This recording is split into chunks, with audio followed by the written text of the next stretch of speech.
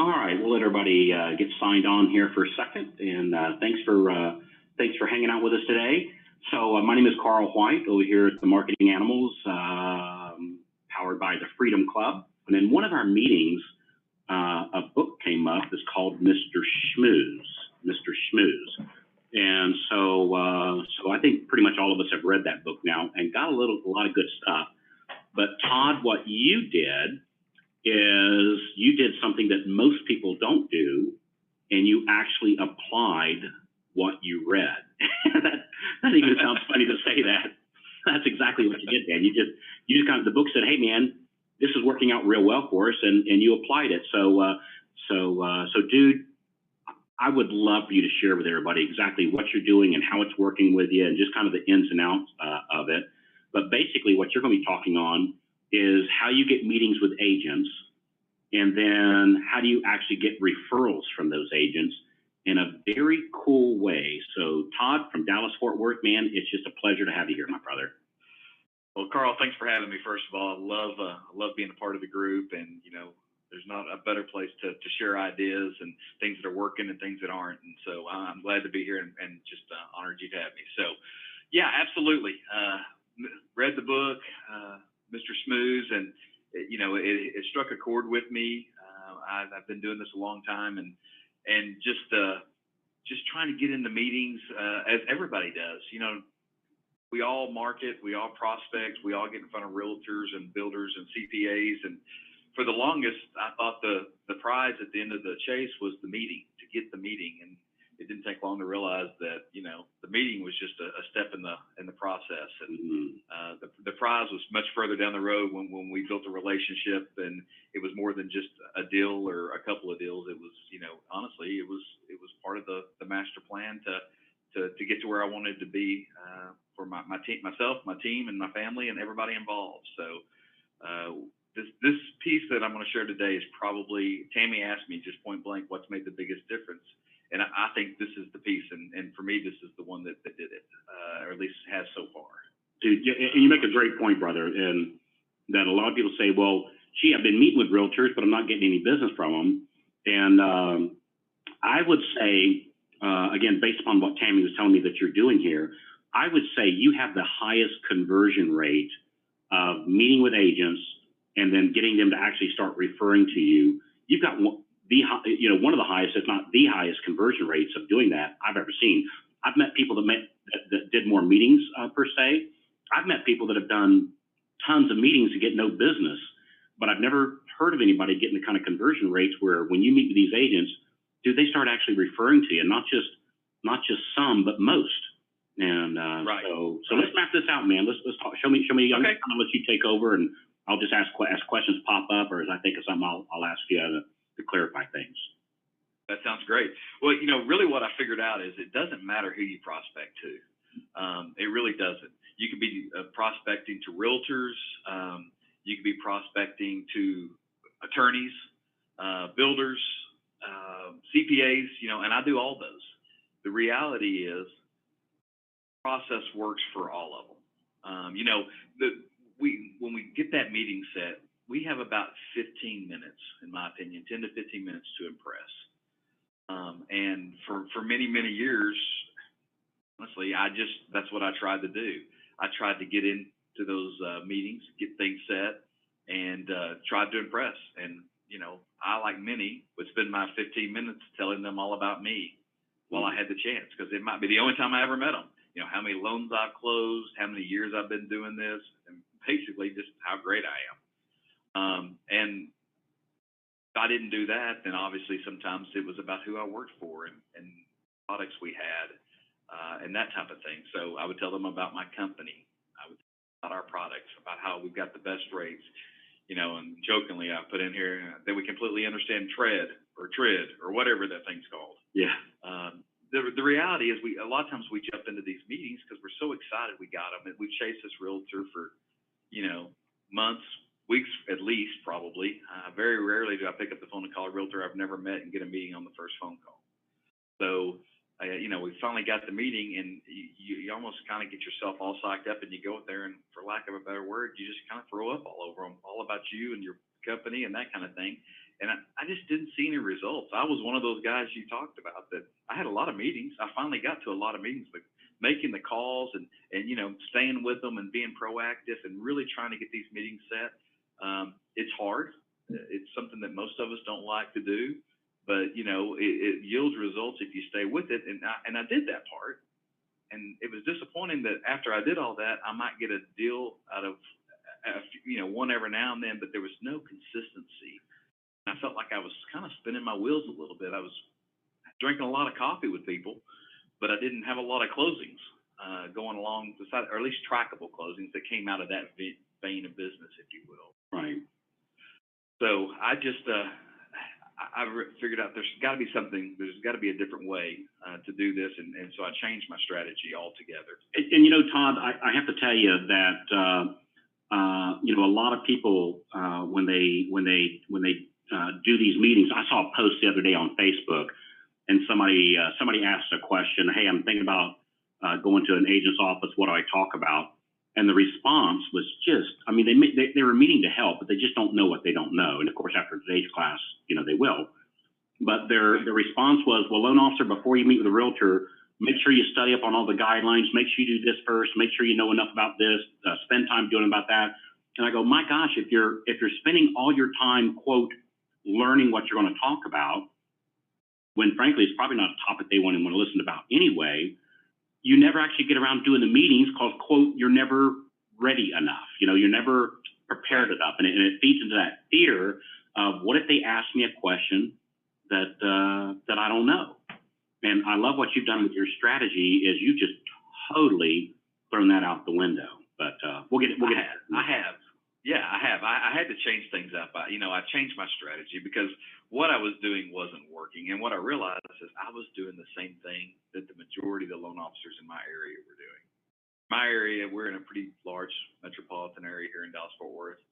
And there's really, in my opinion, 3 classes of loan officers.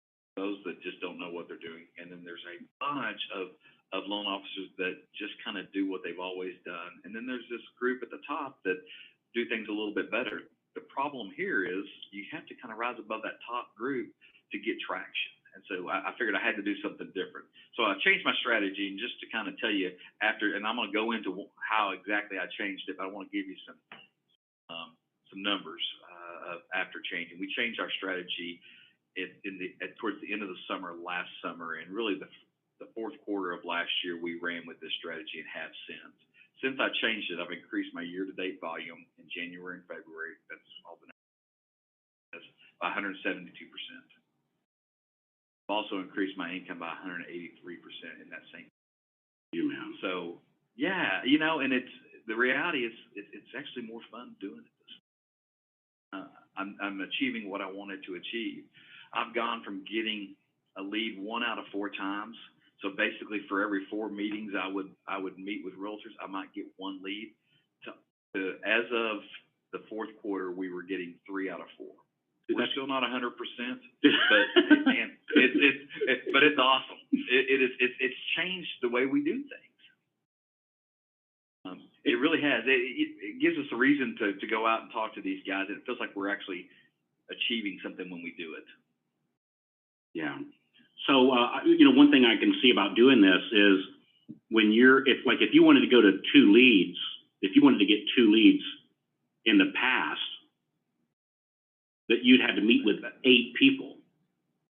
Right. And 8 mornings, 8 coffees, or 8 lunches, or 8 trips, and that was, taking time out of your day. And now, if you want to get 2 leads, it's like you talk with 2, maybe 3, using the strategy you're going to map out for us today. So it's much, much, much more efficient. Not that it matters, but it's cheaper too, because you're not spending all this time, going doing all, so many things, because you're getting so much better results from it. And my suspicion is you're having more closings because of the efficiency of what you're doing. Is, in the past, to get 3 meetings, to get 3 leads, you'd have to have 12 meetings, which take a long time.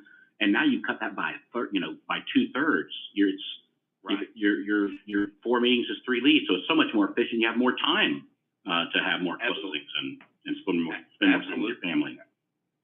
Absolutely. And I think the one thing we haven't tracked that we're going back and doing so is trying to see, now we really just look for the first lead out of those meetings. We haven't tracked the number of leads or multiple leads. And, that to me is where the biggest differences come in we're not just getting one lead. We're not getting every lead from all of them by any means, but we're not just getting one lead from a lot of these people. We're using 3s, 4s, and it just kind of keeps growing. And we all know that this is a numbers game. Yeah. The more leads equals more apps. More apps equals more closings, and obviously more closing leads to more money. Yeah.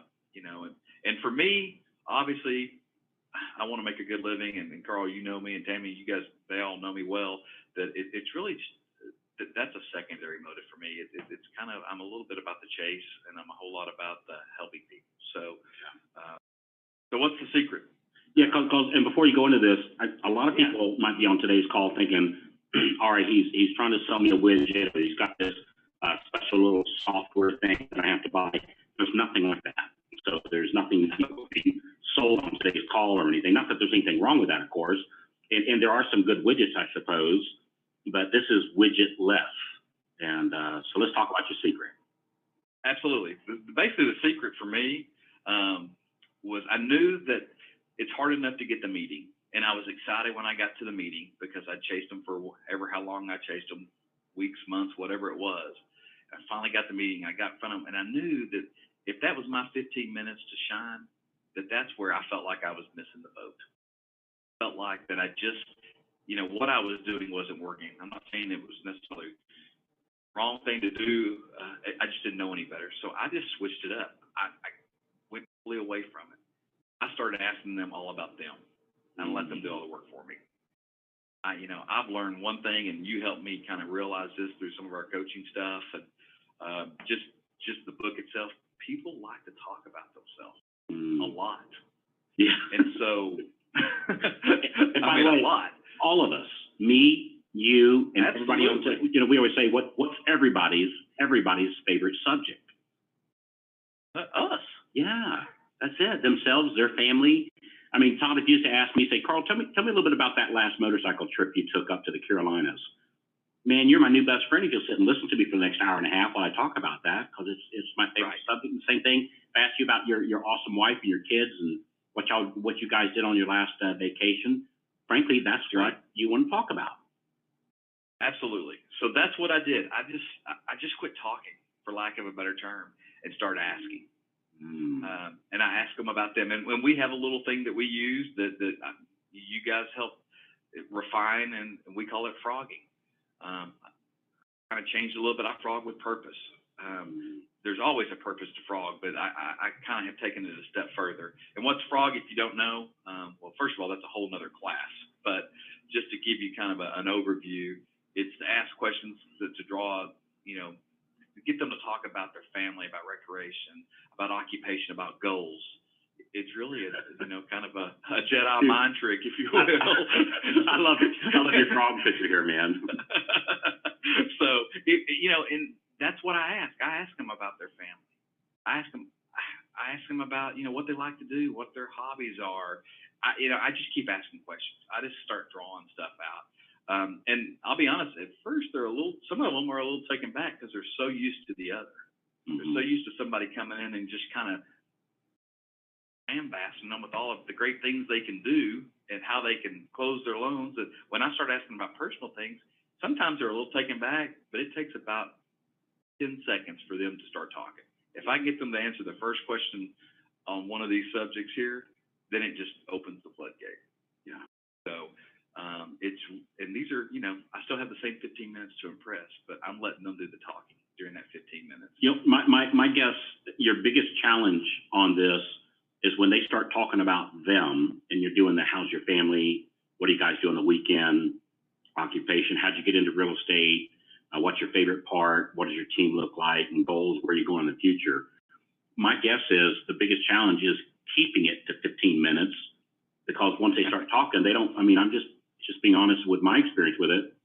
Once you get somebody talking about themselves, they don't want to shut up. And the other thing I found which Todd, I think you've become the ninja master of, is people like people that like them. People like people that like them. And when you start asking questions about themselves, I had a talk with a guy one time, man. I frogged this guy, we were talking for about 45 minutes. And I swear, Todd, I bet I didn't say 50 words, which is a challenge for me, just being honest. But I bet I didn't say 50 words. And at the end of that 45-minute meeting, he said, Carl, he said, it was a pleasure meeting with you. You're absolutely fascinating. And man, I just really like you. And I went, holy cow, I don't even know if the guy knows my last name, because I didn't have a chance to. So yeah, good stuff. So what do you mean by frogging with a purpose, man? What do you mean by that? Okay, so I'm asking questions. We all know, most good loan officers know that there's a benefit in building rapport. It leads to business opportunity. That's the easy part. We all know that. And we've done it from one side of the fence, typically by throwing our goods across it. Now I've switched it where I'm asking about them, and it's actually coming back towards us. That's not necessarily the only thing that led to my increased production. I, like many, knew the why I needed to have the coffee meetings. It was the how I went about it, and then what I did with that information that I learned from them as I asked the questions that I think's made the biggest. So frogging with purpose for me is I go in to every meeting, and while they're telling me about themselves, their family, the things that they enjoy doing, I'm listening and getting to know them first of all. But I'm listening for one thing. I kind of go into my meeting with an agenda for that one thing, and I love the old movie City Slickers. There's just that one. Oh, Curly. Yeah, good old Curly. Yeah. And that's what I'm listening for. Really, I'm trying to find one thing, and each time that I meet with somebody, that one thing's different. It's not always the same thing, but I'm looking for one piece of information. And what I'm listening for, and I think this is the key for me that's made the biggest difference. I'm listening for one actionable item. One part of the story that I connect with, one part of the story that I can take action on quickly. I can sit and listen to somebody and they tell me all the things that they've done and want to do, and there's all kinds of things that I gain from that and that I enjoy and I connect with, but there's typically one thing that stands out that I can kind of take part in pretty quickly. That's an invaluable piece for me, because what that does is that lets me leave that meeting with one actionable follow-up item that will help further the connection between me and that person. For me, that's the key, because I'm looking for a way. They've met with myself and I don't know how many other lenders, but I want to connect with them on a personal level if I can. So when I do that, that's what I'm looking for. My one thing is, it could be all kinds of different things. And I've got some examples. One of my realtors shared, this was a realtor I just met. I chased for probably 90 days before I got the meeting. Finally got the meeting, and she just shared with me that as I'm asking my questions, hey, my young daughter just started playing tennis. She told me she was actually sore from chasing the tennis balls around the court over the weekend. We met on a Tuesday or so. And so I listened. We were there 15, maybe 20 minutes at the most. I ended our meeting, told her I enjoyed our time, and then I got in the car, and the first thing I did was call my team. And I had my team go out and get a couple of cans of tennis balls, and we put a note in there that said, these will come in handy this weekend while you practice with your daughter. Hopefully it'll save you a few steps. Reynolds. And we sent them off, mailed them off to her office. She received them probably a week later and called me to thank me, and this doesn't happen every time, but she called me to thank me and gave me a referral at the time. So I found that one thing. It was just something easy. It's something we've got to set some parameters around it. How we execute what we're looking for. But that's just one story. There's another realtor that shared that they'd recently finished golf lessons, and he just needed to go out to the range for practice. And so we host some training events from time to time at a local golf club here in the area, country club, that's fairly new, and they're always looking for ways to get people there to preview. So we just made a couple calls and found out that they were offering free range privileges, kind of just to the general public on a limited basis, and we were able to acquire one of those. So we sent him a note that just said, hey, with golf season approaching, we know you wanted to hit the range, so we've arranged for a month free range privileges for you. Hit them straight. sign my name. Yeah, and you know, anyway, it's just easy. It's just things that personally connect with them that kind of set me apart from the 10 other people they might have met with in the last 3 weeks. And once again, we've been able to build a pretty good relationship. I've got one more I'll share. We work with some builders, and I have a local builder that told me that him and his wife were newly empty nesters, and he was really wanting to take her on an Alaskan cruise. That was something he really wanted to do. So we jumped on Amazon, sent him a note, picked up a book, sent him a note that said, "We saw this book. It made me think of you. I hope it helps in planning your trip, Point Voyage." You know, something really simple, and sent it out to him. We probably average from that builder, 3 deals a month now, something like that. He's a small builder, it's not a major player, but we get 3 deals a month, and some of them aren't even his builds.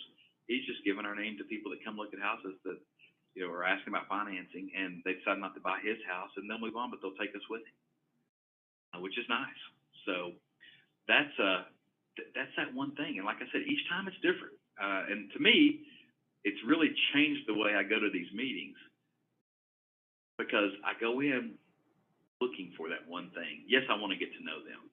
And yes, I would love to build a relationship, but the reality is I'm looking for that one thing. So let me ask you, I know you're going to go more detail about this, before we even get into the cost of it. So you meet with an agent, and then after the meeting, during that meeting, you're looking for the one thing, the thing that you can do to schmooze them a little bit, just a little something. Right. And then so do they always call you, or do you sometimes call them, or what does that look like? And no, yeah, we have a follow-up plan for all of us, for whether we've met with them or we're trying to set meetings. They're on a scheduled follow-up call. So in most cases, on our next call, they've either received the item. Sometimes it takes the next call before they've received it.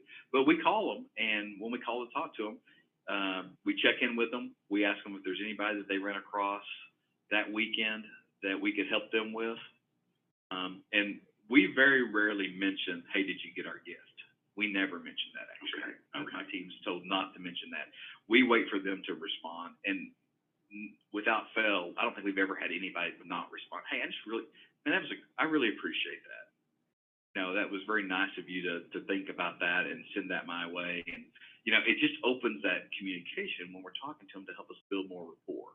Yeah. And then as they send, and then the next time, you know, if we begin to work business with them, then I make a habit of trying to get in front of them on a monthly basis, face to face if I can, at least every other month, just to check in with them and see how things are going, see how the team's performing, what could we do, you know, all those type of things, the maintenance part of it. Now, after you meet with these people, how often, like your follow-up plan, how often do you call them? Is it once a week or once every couple weeks? Weekly. And it's weekly. By design. Yeah. So in other words, you don't leave it to chance or when I have time. You actually break out. No. It's in your calendar. Yeah, absolutely. We have a set call schedule. You know, and Carl, you're familiar with it. We've taken a lot of what you guys have helped teach us and implemented that. But the reality is we have a set call schedule. So these guys are getting called, and we typically are calling them on Mondays after a weekend. And basically, we just ask for the business. You know, at that point, we've talked to them a little bit about, you know, we've built some rapport with them. They know who we are. We know who they are. We've kind of connected outside of the business realm a little bit, or tried to. And then we just start asking for business. Who'd you run across that we could help pre-qualify for you? So on Monday morning, you call them up. Hey, how was your weekend? You know, the basic, did you work or did you play? If you work, who'd you work with and help you with? If you played, glad you had a great time. Can I count on the next hire lead from you? So you just absolutely go right into it. So, and don't beat around. Yeah, So on these follow-up phone calls, how many minutes do they last? Like on Monday morning when you're calling on the calls, how long of a call is this? Majority of them are 2 minutes at the most. They're really quick. They're easy. We know their time is valuable. We even say it. We've even scripted that a little bit. I will say this. Typically, the first call after they've gotten their gifts a little bit longer. Yeah. But they tend to want to talk a little bit about it. And we we've kind of modified our system a little bit to allow that to continue to build a little rapport. But even with that, it's 4 minutes at the top, 5 minutes at the tops. So we're moving through them pretty quickly. Very interesting. And one more question. So when you're calling these agents to meet with them, who are these agents? Like, are these agents that know you, or you've worked with? Maybe they were a listing agent, or are you just calling them out of the blue, or Yeah, well, we do a little bit of both. There's some that are listing agents. We divide the list, and we qualify our agents. And what that means for my team and most of the folks that we work with here is, it does me no good to talk to an agent that never deals with a buyer in a general sense. So the more buyers they work with, the more appealing they are to me, because the more chance they have to send somebody my way. So we qualify every agent before we reach out to them. I say this all the time, and I even say it to agents and jokingly say it, that the problem with realtors is they all look and smell the same. You can't really tell sometimes who the players are and who the wannabes are, or the ones that have maybe had a big business in the past and do 2 deals a year and they're both listings. And so we qualify everybody. We kind of get in there and dig for numbers and find a way to find the numbers and make sure that the folks that we're calling are people that can actually send us business. So you're calling on agents, some of them you know, some of them you don't know, some of them been listing agents, but before you ever call somebody to meet with them, you always call them up and qualify them that they're doing a certain amount of buyer side transactions. Otherwise, they might want to refer to you, but they can't because they don't have anybody to refer to you. So you don't want to, on the weekends and evenings, you can spend time with agents that aren't qualified, as your buddies, your friends at the barbecue, so to speak. But I know, Todd, when you got your war paint on Monday through Thursday, when you're doing this stuff, it's only with qualified agents. So good for you, man. Good for you. Yeah. So I'm just curious. So so are some of these people like just out of the blue? You qualified them, but like they don't know who you are when you first start calling them? Absolutely. There's a lot of them that have no clue who we are. And, our intro call to them is the first time they've ever heard of us. This is a big market, and there's a lot of people in this market. So it is not uncommon for me to call an agent that's been in this market for 15 years that I've never ran across. And I've been in this market for 20 years, but it's just that big. Yeah. And so yeah, I would say 90% of them, people that I have no connection with whatsoever, including being just the listing side of one of my deals. Outside of that, I have no connection with them at all, probably on 90% of them. So they are truly cold top calls, but very systematic calls. And how do you, and I know we're, a little limited on time today, because I know you got some more stuff to share, and I know you got this time blocked out. I don't want to overextend what you're offering to us here today, but how do you get a meeting with an agent you never met before? You call them up. How do you get them to actually meet with you, Todd? Well, it actually boils back to the same thing that we do at the meeting. We call them and tell them, we've heard great things about you and the type of business that you run, and we would just like to learn more about it. So I'm true to what I'm doing at the meeting at this point. I just say, hey, look, I want to learn more about you and how you do things and how you run your business, because once we qualify somebody, I've kind of taken a step. I'll send it to 3 or 4 of my title partners here in Texas and say, do you know any of these people? Is there anything you can give me? So they'll say, yeah, I've closed with these guys, and they may know them a little bit better than others. Some they may have just closed with. But I tell them, I'm like, look, I've talked to our title companies, and they say good things about you. They say great things about you. So you've got people talking about you, and I'd just like to know what you're doing to get that. And so that's what we lead with. That's where we go with it. And we just ask them about them, and that's the purpose of the meeting, is to find out more about them. Now, they all think the purpose of the meeting is for me to come in there and tell them all about me, because that's what they're used to.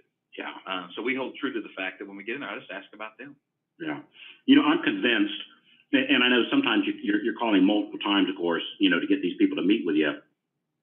And I've often thought the reason why it can be tough getting the meetings is they think, until they meet with us, they think you're like everybody else, and you're going to talk about how great you are, your company, TRID, or any other, TRID, TRID, any other 4-letter word you can think of. and that's what they think. And they think, oh my gosh, I got to have another loan officer tell me how he can close an FHA loan. It's like big whoop-de-deal. And if they knew that they're getting ready to show up with somebody that's going to ask them questions about them, and they get to tell about their family and their occupation and their recreation and their goals, and they get to do all the talking, dude, it'd be way easier to make the meetings with them. Oh, absolutely. But, the reality is that it's all perception, and what their perception is, at least at the first meeting, is that it's going to be, like you said, like everybody else. And honestly, like what I used to do. So, you've got to get them convinced that it's something different than that. And we just talk about that. And yes, you're right. It takes some of these folks. I have a meeting scheduled tomorrow with someone we've called 9 times for 9 weeks in a row. And they basically finally said, you guys, you're very persistent. You're very consistent. We'll meet with you. And so it does take time, but you have to have the plan. So anyway. All right, let's go into the cost here. Okay, so basically, I think the cost will surprise you. We put a limit of $15 on what we call our frog gifts. So my connection point with them cannot exceed 50. I mean, if a guy tells me that, a realtor tells me that his bucket list, his dream thing to do is going to the Super Bowl, I'm probably not going to be able to take care of that. I might venture into some guideline infringements if I did so. So we realize we're meeting with some folks, and we're meeting with quite a few folks, and so we have to kind of have some parameters. So $15 is our number. I suggest you come up with a number that your budget will take. I'll tell you this: it doesn't always take $15 to make. Sometimes it's the things that, in my case, like my range, that was free. It didn't cost me a dime. I just happened to know about it and knew it was a good connection point. So here's what I've spent on the 3 examples that I gave you. Dollars on tennis balls. I spent nothing on the range privileges because, like I said, they were offering that to the public. It just wasn't allowed. I spent $12.99 on the. I spent very little to reach out and make a connection point with them, a step further than most do. And all 3 of these meetings, just to give you a point of reference, happened early in the 4th quarter last year. Okay? So the first 2 months of this year, 3 new contacts that we made last year, at the end of the year, led to a little over $2 million. So the return on investment is substantial. So, and it's really, it's not about the tennis balls. It's not about the book. It's about doing what others won't do in a way that people appreciate. And it's just a way it's a connection point. And I've had them bring it up 2 or 3 times, and we'll be around this is the realtor that sent me tennis balls. Everybody looks kind of weird and funny, but they remember it. So it really is a good thing. And they remember it because it's about them. That's why they remember it. Right. It's not like you send everybody a calculator. You're sending them something about them. Like it'd be send me a little thing about motorcycles or whatever somebody's hobby is, fishing, whatever their hobby is. Send a little fishing lure. Helping you catch more deals or something like that. So absolutely. Yeah. Well, and here's the deal. What did we do for years? I would go by and drop off a couple of pens and a little Post-it notepad that had my company name plastered all over it. And I'm not saying that's a bad thing. I'm just saying that's what I did. That had absolutely no connection point with the person I was leaving. None. Yeah. And so what we're dropping off are things that kind of do connect with them on a personal level. Yeah. And it sets us apart from others, I think. Very cool. So let's look up. I know you got on the next slide here. You got like a step-by-step for your plan for all new contacts. Let's go over that. Okay. So basically, my plan for new contacts. When we set meetings, this is kind of what I go in. I go into the meeting with a plan. Talked about it. My plan's looking for that one thing. I want to ask them questions, and I have an expected outcome of that meeting. I expect to leave the meeting with get more knowledge about them and who they are and how they got to where they are, but with that one thing as well. This was the hardest one for me because I, like you, Carl, tend to like to talk a little bit. Yeah. And it took some time. It took some training for me to learn to listen and not talk, because they would say something and I try to, to show agreement. I try to, I tell my story about that. Right. And pretty soon we had 2 stories and 15 minutes was up and our meeting was over and I really hadn't achieved what I said it Blew was the gonna do. opportunity. So, Yeah. yeah, absolutely. So I had to listen and not talk. I keep the focus on them, and it painfully so sometimes from my seat. But what I realize is they don't see it from my seat. They see it from their seat, and I don't think it's near as obvious on their side. I run across those people from time to time that, trying to be polite, they'll, when I ask them about their family, they'll ask me about mine. And in a 15-minute meeting, we don't both have a lot of time to tell our story. So I politely kind of deflect those rebound questions right back to them.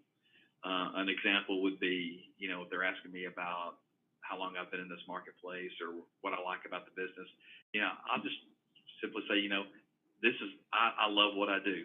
I get to meet people like you that run great businesses, and I'll ask them the next question about their business. I just kind of keep it back to them because I really want them to do the majority of the talking. Yeah. That's made a huge difference, even if they don't realize it. So I find that one thing in every meeting. I keep asking until I find the one thing. That's really what's going through my mind in the meetings. Yes, I'm listening, and yes, I'm getting to know them. But if I don't have that one thing, I'm going to keep asking questions. We send the frog gift out within 3 days of the meeting. So and the only reason most of them go out the next day or that day, unless it's something that has to be ordered from Amazon. We get it in and get it out, and then we execute the follow-up plan. We touched on that a while ago. We make the weekly calls, even more diligently after the meeting than before the meeting. And on your setting your coffee appointments, do you call on those on Monday also, or do you call them on a different day of the week, or how does that work? We call those Mondays as well. I work with a team. I have a team that works for me, and we divide these calls up. I have a dialer that calls to set the coffee appointments, and then currently I'm calling that first Monday after our meetings. I'm making those calls to the folks I've met with, because I don't want to lose that connection point. And then after that first week, we have devised a plan where it's about an every other week for me, where I'm only making every other week to those folks. And as that number grows, we'll probably have to revisit that a little bit. But right now I make the initial call that following Monday after our meeting. Gotcha.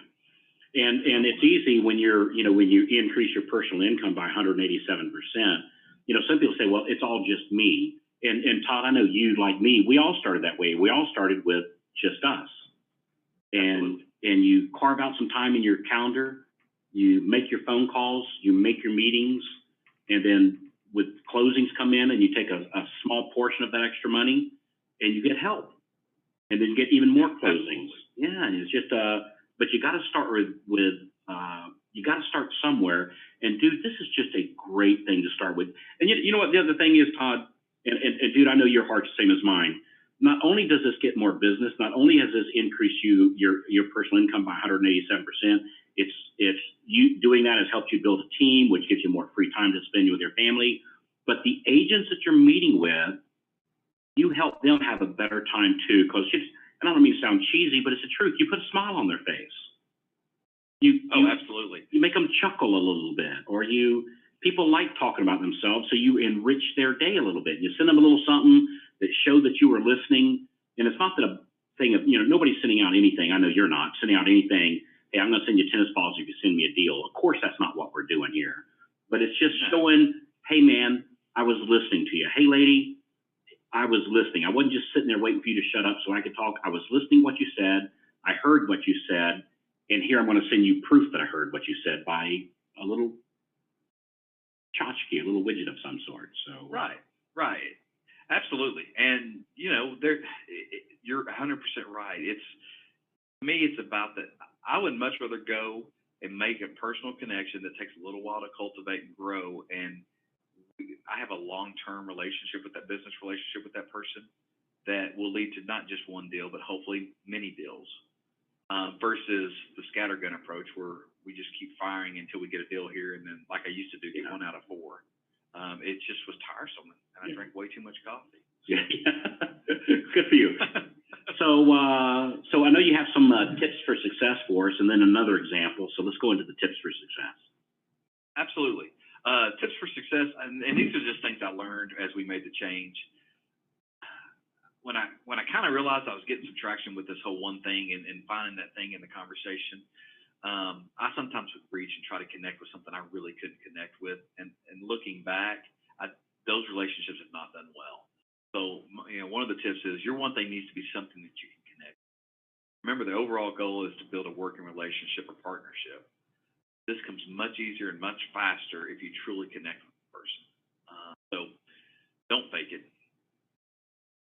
There'll be something in their conversations that you connect with. After 15 minutes of them telling you all about themselves, if you can't find one thing to connect with, I suggest you keep moving. I don't care how big a producer they are. If you can't connect with them, it's going to be a long road, and there are way too many lead sources out there to try to fake it. And even if you get it, even if you convince them you connect with them on something small, it's not going to last. So just make sure it's a genuine connection, because that's to me the difference is I've made a connection with them. Yeah. We've shared something, and so just don't make sure that it's a real deal. Yeah. So. In other words, if they're in the hunting and you're not, you wouldn't want to fake it that, hey, I'm into this if you're not really into that. Absolutely. So, absolutely. Yeah. So there'll be something else they'll talk about that you do connect with, and always go that way. Yeah. Good for you. Another example, this actually is one of my buddies in the Freedom Club, and this is just a great idea. It's a happy birthday cake. He sends a cake to them a day before their birthday, and just puts a little sticker on there that says, "Happy birthday, Carol, a day early because his company name is always ahead of schedule." How about that? Dude, That's a great personal way to connect with somebody. that's a great example. I saw that. Isn't that awesome? Dude, that is awesome. We actually saw this just the other day, and I thought, man, that is just a great thing. And the agent had sent him a thank you card. But, dude, I can tell you right now what I would do, man. I would find the qualified agents in my area. It's easy enough to find what their birthday is. Just look it up, get an assistant or some high school kid to put them, take it off of Facebook when their birthday is. And, dude, I would start sending out cakes with that little sticker on there. That is a great idea. So Brad, I agree totally. Brad, he's an awesome guy. He's an awesome guy. So I appreciate him sharing that with. But dude, it's the same thing. It's back to the Mr. Schmooze thing. It is. I mean, when I first got the book, I thought, oh, is this going to be cheesy? Is this, and really, the name of the title of the book kind of is a little misleading to me. It's really all about making genuine connections. That's what it's about. And they call him Mr. Schmooze because he connects with so many people in so many great ways that from the outside looking in, people perceive it that way. But the reality is what he's doing is he's just listening to people. And he's connecting with them. So I learned so much from that book. Yeah. Good for you, man. All right, brother. What's our wrap-up slide here? Our wrap-up slide is easy. You got to have a plan. You got to have a plan to set the appointments. You got to have a plan at the appointment, and you got to have a plan after the appointment. So you got to have a plan. Make the plan and work the plan. It's not hard to do. The reality is most people don't. If you work the plan, you will elevate yourself above almost everybody else in your market, just like you doing it. It'll set yourself apart and build relationships and not contact. That was a big learner for me. I spent a lot of years building my database full of contacts. I had absolutely no relationship with any of those people. I had a bunch of contacts. I've learned that contacts don't pay near as well as relationships do. Yeah. So I started building relationships. And it's not as much fun. No, it's not. It's a little bit of a grind. Yeah. So that's it. That's what I do. I hope it works for you as well as it has me. I think if you do it in a genuine way and you really connect with people, I think you would be hard pressed not to see results. Yeah. Well, good for you. Brother, I just want to tell you how much I appreciate you sharing this and asking for nothing in return. And you're just a real giving guy, brother. And, when Tammy showed me your numbers of 187% increase in your income, hey, in closing here, so what's it like to darn near like double your income in a very short period of time? What is that? What has that done for you? It's a little unbelievable because I feel like with the structure we have in place that I'm making less and making more. It's a little surreal at times, but what it's done is it's allowed me to. I have the bandwidth now and the financial bandwidth that I can put a team around me, and it's allowed me to focus on the things that I do. And overall, from a business perspective, I try to only do things I enjoy doing. And we try to find somebody else on our team that enjoys to do things I don't like. It's awesome. It changes the game. It changes the way that you.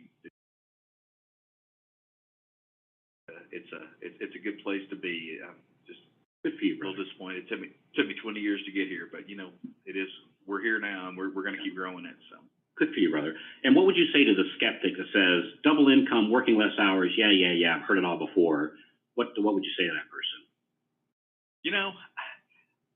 I probably was that person for a long time. I saw everything that came across my email and all the ads and all the widgets, as you said, and really just didn't. I thought it's just a way for somebody else to get rich off of me. And the reality is, when I got to the point that I realized that all the things that I was doing all the things I needed to do. I just wasn't doing them in the right order or for the right reasons.